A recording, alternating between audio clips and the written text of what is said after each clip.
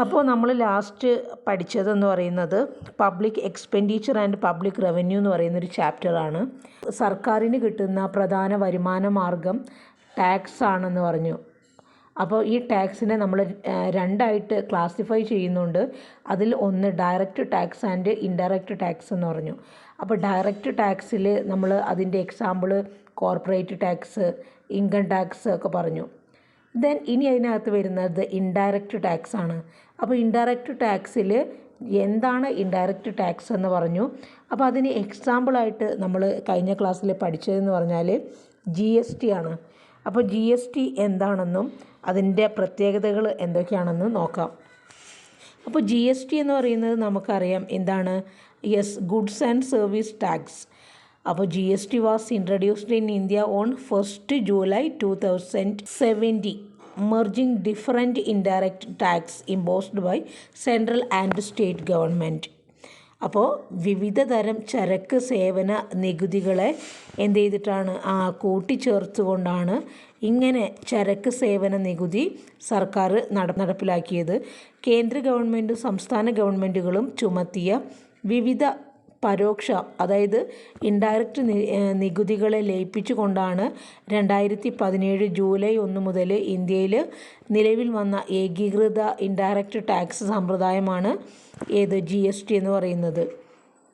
അപ്പോൾ ഈ GSTയുടെ പ്രത്യേകത എന്ന് പറഞ്ഞാൽ GST അനുസരിച്ചിട്ട് എന്താണ്, ചരക്കുകളുടെയും സേവനങ്ങളുടെയും നിർമ്മാണം മുതൽ ഉപഭോഗം വരെയുള്ള എല്ലാ ഘട്ടങ്ങളിലും നികുതി ചുമത്തപ്പെടുന്നുണ്ട്.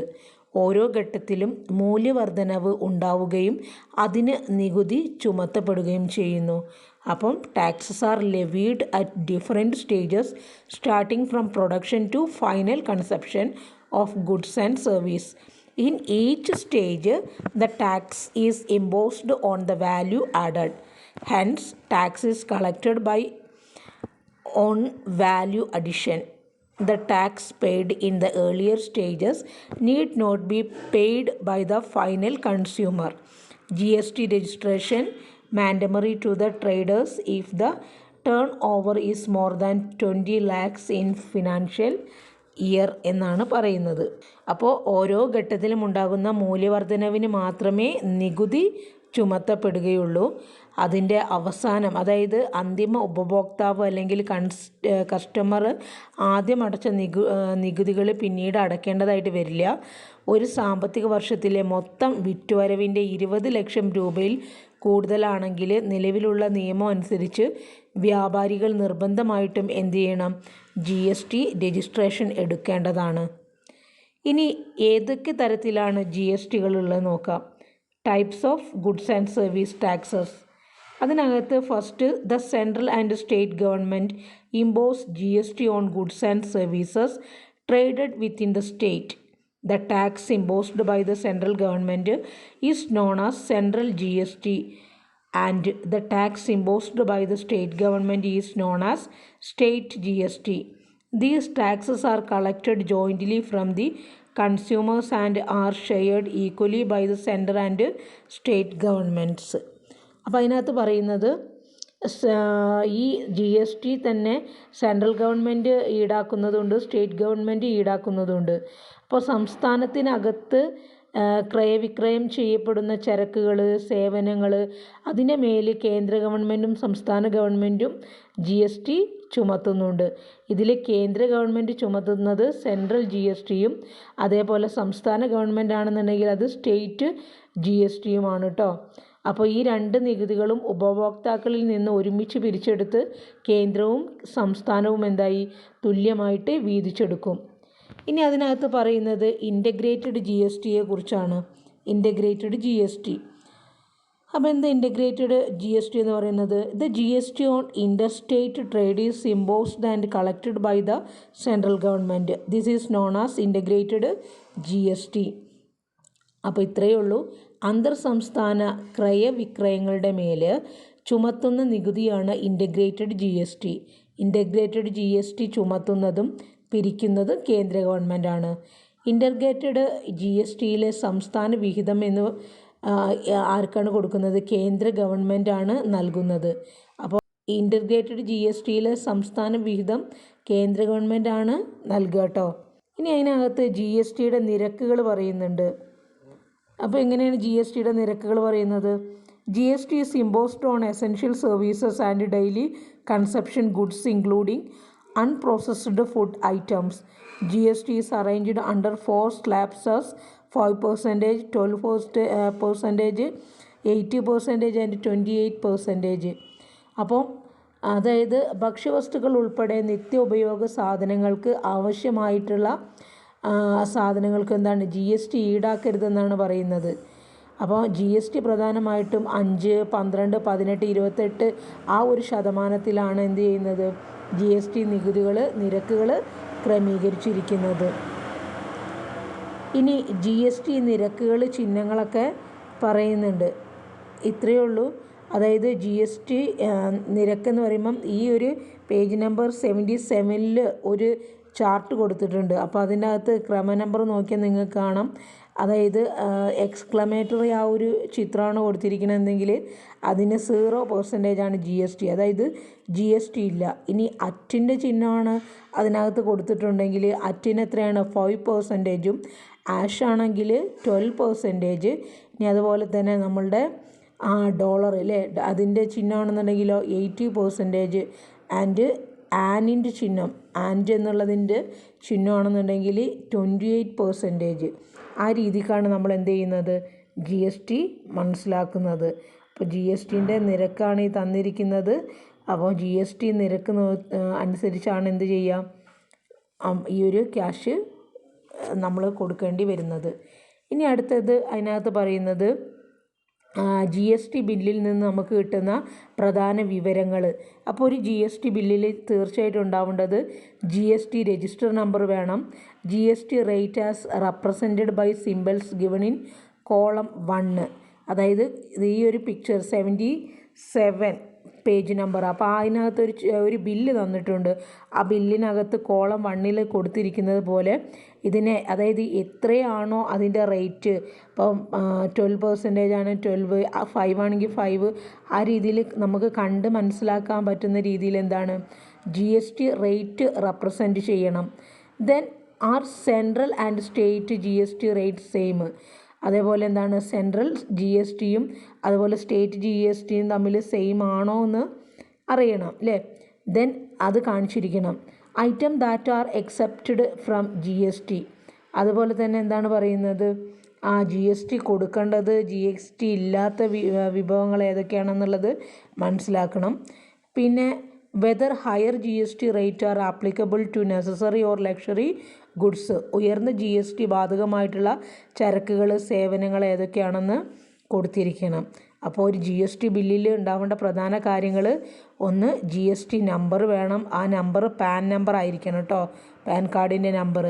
പിന്നെ അതിൽ തീയതി കൊടുക്കും. തീയതി എന്ന് പറയുന്നത് എന്താണ്, ബില്ല് തീയതി വേണം. ദെൻ അതിനകത്ത് ഒരു ജി എസ് ടി ബില്ലിന് G S T registration number വേണം, പാൻ കാർഡ് നമ്പർ വേണം. പിന്നെ അതിനകത്ത് തീയതി കാണിച്ചിരിക്കണം, ബിൽ നമ്പർ വേണം. പിന്നെ ഓരോ സാധനത്തിനും എത്രയാണ് നികുതി എന്നുള്ളത് കാണിക്കുന്ന തരത്തിലുള്ള ചിഹ്നങ്ങൾ കൊടുത്തിരിക്കണം. നികുതി നിരക്ക് കാണിക്കണം. പിന്നെ ജി എസ് ടി നൽകേണ്ട ഇനങ്ങൾ ഏതൊക്കെയാണെന്ന് കാണിക്കണം. പിന്നെ ജി എസ് ടി നൽകേണ്ടാത്ത ഇനങ്ങൾ ഏതൊക്കെയാണ്, ഉയർന്ന ജി എസ് ടി ബാധകമായിട്ടുള്ള ചരക്ക് സേവനങ്ങൾ ഏതൊക്കെയാണ്, ഇതെല്ലാം ഒരു ജി എസ് ടി ബില്ലിനകത്ത് കാണിക്കണം. ഇനി ഒരു ജി എസ് ടി സമിതി, അതായത് ജി എസ് ടി കൗൺസിലിനെ കുറിച്ചാണ് പറയുന്നത്. Union finance minister is the chairman of G S T council and the members are union minister of state in charge of financial and state finance ministers. അപ്പോൾ ഈ ഒരു G S T സമിതിയുടെ പ്രധാന അംഗങ്ങൾ കേന്ദ്ര ധനകാര്യമന്ത്രി, സംസ്ഥാനത്തിൻ്റെ ചുമതലയുള്ള കേന്ദ്ര ധനകാര്യ സഹമന്ത്രി, സംസ്ഥാനങ്ങളിലെ ധനകാര്യമന്ത്രിമാരും അംഗമായ സമിതിയാണ് ജി എസ് ടി സമിതി എന്ന് പറയുന്നത്.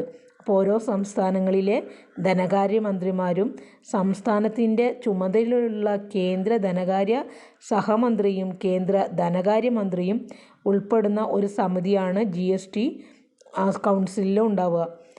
ഇനി ഈ ജി എസ് ടി കൗൺസിലിൻ്റെ ചെയർമാൻ എന്ന് പറയുന്നത് ആരാണ്? യൂണിയൻ മിനിസ്റ്റർ, അതായത് കേന്ദ്ര ധനകാര്യ മന്ത്രിയാണ് ഏതിൻ്റെ, ഈ ഒരു ജി എസ് ടിയുടെ ചെയർമാൻ എന്ന് പറയുന്നത്. ഇനി ജി എസ് ടിയുടെ ചുമതലകൾ എന്തൊക്കെയാണ്?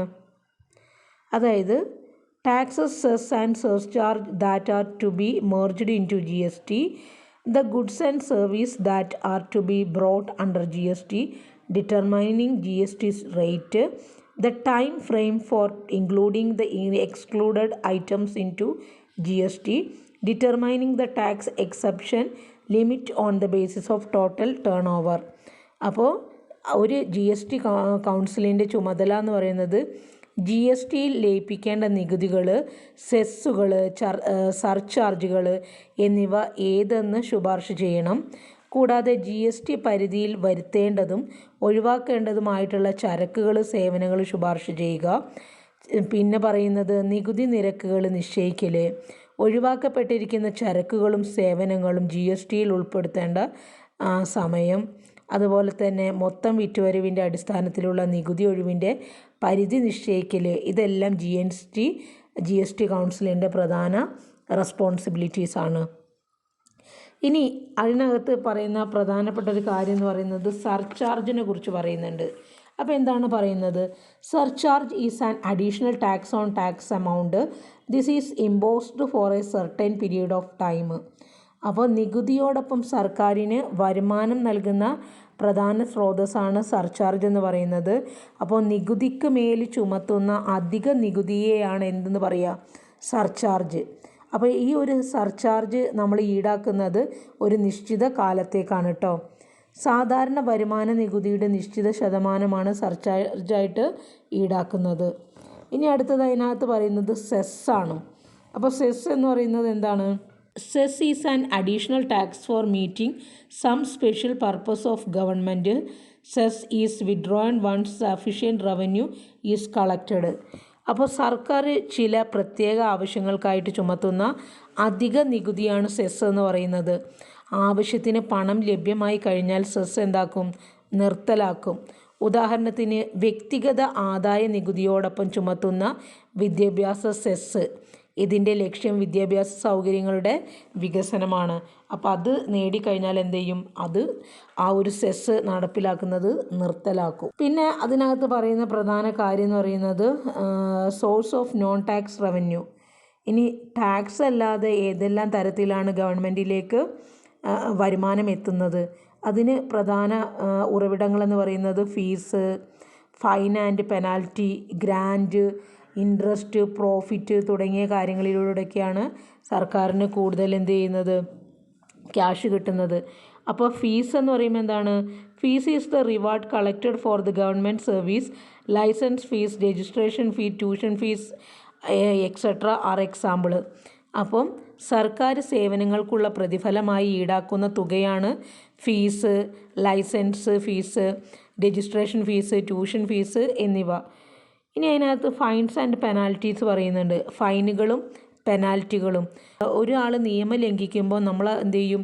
ഫൈന് കൊടുക്കാറുണ്ട്. അപ്പോൾ ഈ ഫൈന് ഗവൺമെൻറ്റിൻ്റെ ഒരു വരുമാന മാർഗമാണ്. ദെൻ അതിനകത്ത് പറയുന്നത് ഗ്രാൻറ്റാണ്.